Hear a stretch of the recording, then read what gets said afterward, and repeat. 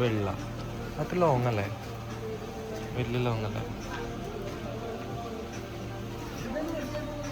സിന്തമ്മയുടെ dress നല്ല ഭംഗിയുണ്ടായിരുന്നു.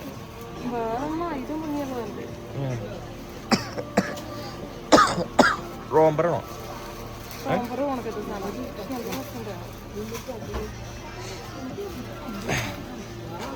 നോക്ക് ഇഷ്ടംപോലെ ഉണ്ട്. ചേച്ചിയോട് ചോദിച്ചു സെക്ഷൻ പറഞ്ഞു.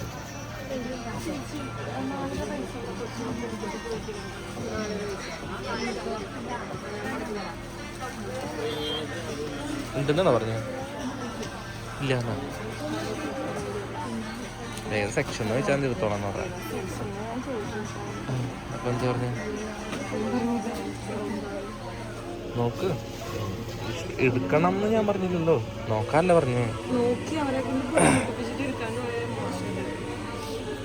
ജെൻസിന്റെ നോക്കി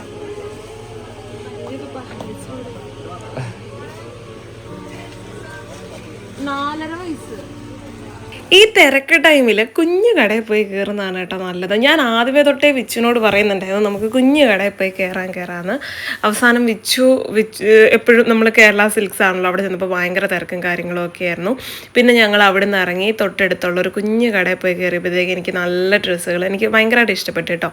എനിക്ക് എപ്പോഴും സിമ്പിളായിട്ട് ഇപ്പം ഞാൻ അവിടെ വെച്ചില്ലേ അങ്ങനത്തെ ആ ഒരു ബ്ലൂ കളറൊക്കെ എനിക്ക് അങ്ങനത്തെ ഒക്കെ ഭയങ്കര സിമ്പിളായിട്ടുള്ള ഡ്രസ്സുകളാണ് കേട്ടോ ഇഷ്ടം. വലിയൊരു പ്രൈസും ഇല്ല, 100-500 രൂപ ആ ഒരു റേഞ്ചേ ഉള്ളൂ. പക്ഷേ കാണാനും നല്ല ഭംഗിയായിരിക്കും, കുഞ്ഞുങ്ങൾ ഇട്ടാലും നല്ല ഭംഗിയായിരിക്കും. എനിക്ക് ഒരുപാട് പറന്ന് കിടക്കുന്നതൊക്കെ ഓണത്തിനൊന്നും അങ്ങനെ മേടിച്ചങ്ങനെ ഇടുന്നൊന്നും വലിയ താല്പര്യമില്ല കേട്ടോ. പിന്നെ പട്ടുപാവാടയൊക്കെ മേടിക്കാണ്ടിരുന്നത് കുറേ ഉണ്ട്. ഇപ്പോൾ 3 പേർക്കായാലും കുറേ ഉണ്ട് കേട്ടോ. അപ്പോൾ അതുകൊണ്ടാണ് ഉടുപ്പ് മേടിക്കുകയാണെന്നുണ്ടെന്നുണ്ടെങ്കിൽ അവർക്കിപ്പോൾ എന്തെങ്കിലും പരിപാടിയൊക്കെ ഉണ്ടെന്നുണ്ടെങ്കിൽ സ്കൂളിലൊക്കെ ആണെങ്കിലോ എവിടെയെങ്കിലുമൊക്കെ ആണെങ്കിലൊക്കെ ഇട്ടിട്ട് പോകാമല്ലോ, അതുകൊണ്ടാണ് ഉടുപ്പ് നോക്കി മേടിച്ചത്. ഈ വർഷം ഓണക്കോടി ഒന്നും വേണ്ട എന്നുള്ളത് വീട്ടിൽ നിന്നുള്ള തീരുമാനമായിരുന്നു കേട്ടോ. എന്തായാലും മരണമൊക്കെ നടന്നതല്ലേ, അപ്പോൾ ഈ വർഷത്തെ ഓണം ഇങ്ങനെ പോട്ടെ എന്ന് പറഞ്ഞിട്ടായിരുന്നു. പക്ഷെ എന്നാലും എന്തോ ഒരു വിഷമം കേട്ടോ. കാര്യം ജാനിക്കുട്ടിക്ക് ഒരു ജോഡി ഡ്രസ്സ് എടുത്ത് കൊടുക്കാണ്ട് മനസ്സിനകത്ത് എന്തോ ഭയങ്കര വിഷമം ഉണക്കായിരുന്നു. കാര്യം അവൾക്ക് കുറേ കിട്ടിയെങ്കിലും നമ്മളായിട്ട് മേടിച്ച് കൊടുക്കണമല്ലോ. അപ്പം അതിന് വേണ്ടിയിട്ട് ഞങ്ങൾ ചുമ്മാ ഒന്ന് മാളയൊക്കെ കറങ്ങിയിട്ട് വരാം എന്ന് പറഞ്ഞ് ഇറങ്ങിയതാണ്. അപ്പോൾ ജാനിക്കുട്ടിക്ക് എടുക്കുമ്പോൾ നമുക്ക് നമ്മുടെ കുഞ്ഞി പെൺപിള്ളേരെയും കൂടെ ഒഴിവാക്കി നിർത്താൻ പറ്റില്ല, അവളുമാർക്കും കൂടെ എടുത്തു. വേറെ മുതിർന്നവർക്ക് ആർക്കും എടുത്തില്ല കേട്ടോ. ഞാൻ പറഞ്ഞതാണ് അച്ഛനും അമ്മയ്ക്കും കൂടെ ഓരോ ജോഡി എടുക്കാമെന്ന്. അപ്പോൾ വിച്ചു പറഞ്ഞു വേണ്ട, അടുത്ത വർഷം നമുക്ക് എല്ലാവർക്കും നല്ല എന്താ പറയുക ഭാഗ്യം ഉണ്ടെന്നുണ്ടെന്നുണ്ടെങ്കിൽ നമുക്ക് ആഘോഷിക്കാം, അപ്പോൾ നമുക്ക് എല്ലാവർക്കും എടുക്കാം, ഇപ്പം എടുക്കണ്ട എന്നൊക്കെ പറഞ്ഞു. പിന്നെ ഇപ്പം ഈ പ്ലാൻ ചെയ്തുകൊണ്ടിരിക്കുന്നത് ചായ കുടിക്കണോ എന്നൊക്കെയാണ്. പക്ഷേ എനിക്ക് ചായ ഒന്നും കുടിക്കാനായിട്ട് മൂടുണ്ടായിരുന്നില്ല. എനിക്ക് തീരെ വയ്യ ഗൈസ്, ഇപ്പോഴും എനിക്ക് തീരെ വയ്യ കേട്ടോ. ഞാനിത് ഓണത്തിൻ്റെ അന്നാണ് വോയിസ് കൊടുക്കുന്നത്. പക്ഷേ ഞാൻ സത്യം പറയാമല്ലോ, രാവിലെ തൊട്ട് ഛർദ്ദിച്ച് ഉപ്പാടായിട്ടിരിക്കുകയാണ്. എന്തസുഖമാണ് നമ്മളെ പിടികൂടിയതെന്ന് ഇതുവരെ മനസ്സിലായിട്ടില്ല. എന്തോ തീരെ വയ്യാത്തൊരു അവസ്ഥയാണ് കേട്ടോ.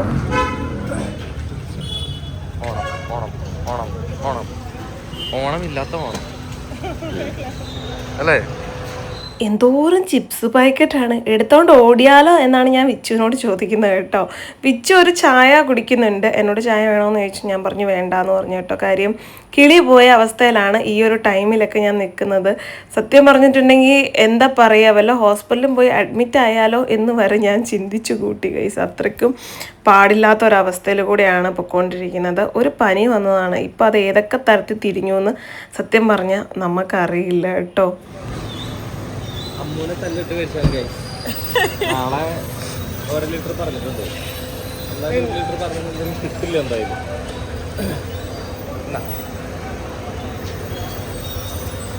ഇന്ന് പുറത്ത് ചെറിയ എമൗണ്ട് ഇങ്ങനെ നോക്ക് കണ്ണ പാത്തിട്ടാറ് കണ്ണ. ഇനി ഓപ്പൺ ആക്കാം.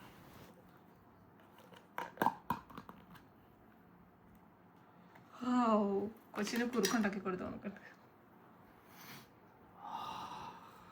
എന്തിനാണ് നോണ പറയുന്നത്? പനി പിടിച്ച് നടക്കുന്നിടത്തേക്ക് മണം മനസ്സിലാവേ. ഇതിന്റെ മണം മനസ്സിലാവില്ല എന്നാ പായസത്തിന് ഏത് പാതിരാത്രിക്കും മണം വരും. പനി വരില്ലേ? ശരി ശരി.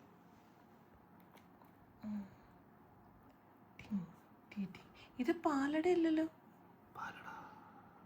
ഇത് പാലടയാണോ? മറ്റേ വലിയ അടാ.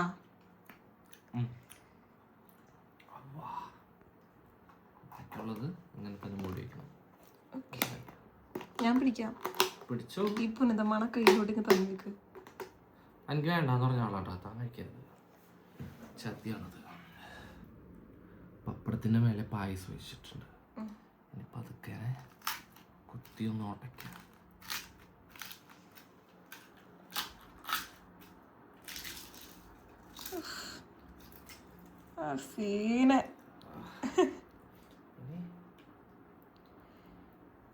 എല്ലാവർക്കും തിരുവോണ ദിനാശംസകൾ.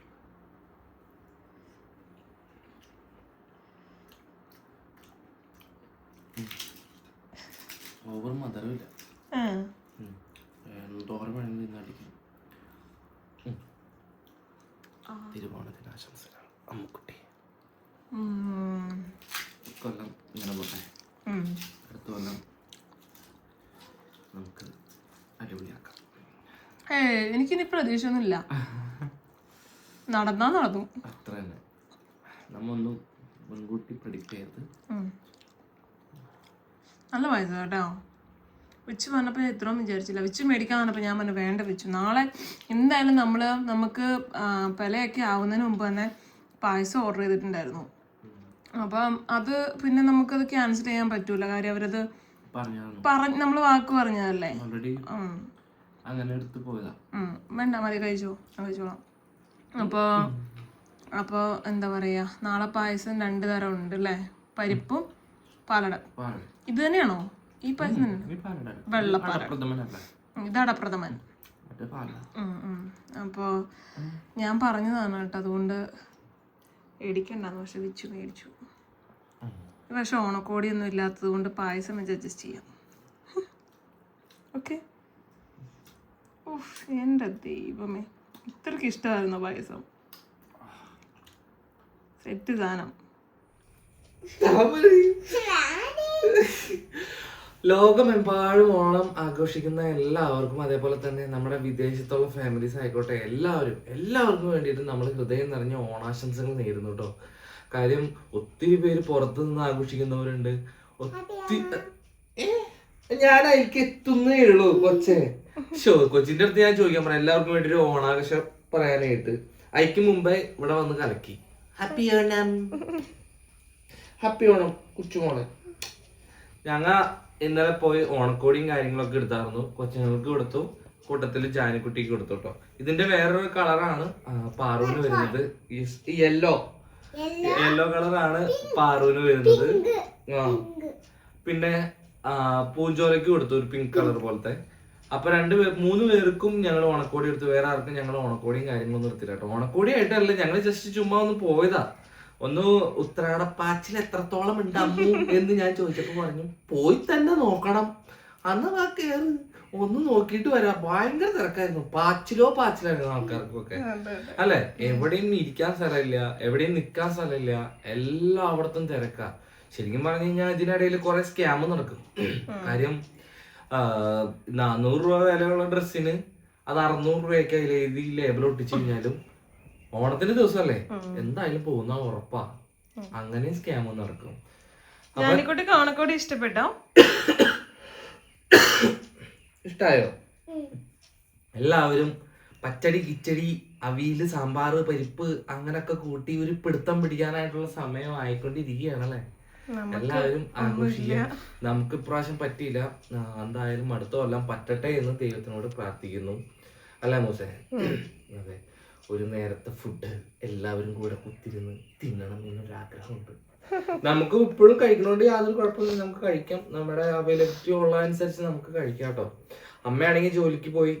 പിന്നെ ഇപ്രാവശ്യം നമുക്ക് ഓണം ഇല്ലാന്ന് ഞാൻ ഓൾറെഡി പറഞ്ഞല്ലോ. അമ്മ ജോലിക്ക് പോയി. പിന്നെ അച്ഛനാണെന്നുണ്ടെങ്കിൽ അവിടെ ടൗണിലേക്ക് ഇറങ്ങി ചുമ്മാ ഒന്ന് ജസ്റ്റ് 2 പേരെ കണ്ടിട്ടൊക്കെ വരാന്ന് പറഞ്ഞിട്ട് അച്ഛനും അമ്മയ്ക്ക് എല്ലാ ഓണത്തിനും പാക്കിങ്ങിന്റെ ഉണ്ടാവും.